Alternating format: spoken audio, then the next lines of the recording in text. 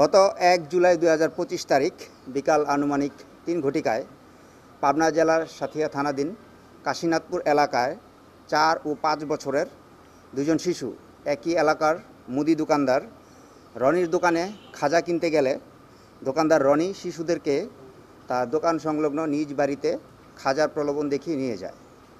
সেখানে তাদের দুজনকে ইচ্ছার বিরুদ্ধে ধর্ষণ করে এবং ধর্ষণের বিষয়টি কাউকে না জানাতে বলে এবং শিশুদেরকে তাদের নিজ নিজ বাড়িতে পাঠিয়ে দেয়।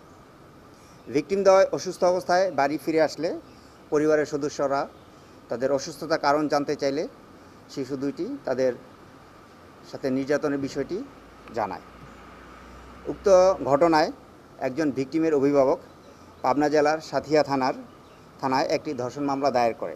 মামলা নং ১ তারিখ ২ জুলাই ২০২৫, ধারা ৯-১ নারী ও শিশু নির্যাতন দমন আইন ২০০০।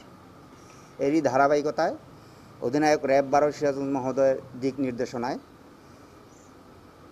সিপিসি ২ পাবনার company commander squadron leader Mohammad Ilias খানের নেতৃত্বে একটি আভিযানিক দল র্যাব সদর দপ্তরের গোয়েন্দা শাখার সহায়তায় গত ৩ জুলাই ২০২৫ খ্রিস্টাব্দ রাত আনুমানিক ১০ ঘটিকায় পাবনা জেলা সাথিয়া থানাধীন দারিয়াপুর এলাকায় অভিযান পরিচালনা করে উক্ত মামলার এজাহার নামীয় আসামি মোহাম্মদ রনি, পিতা মৃত আব্দুল মজিদ, সাং কাশীনাথপুর পশ্চিমপাড়া, থানা সাথিয়া, জেলা পাবনাকে গ্রেফতার করতে সক্ষম হয়।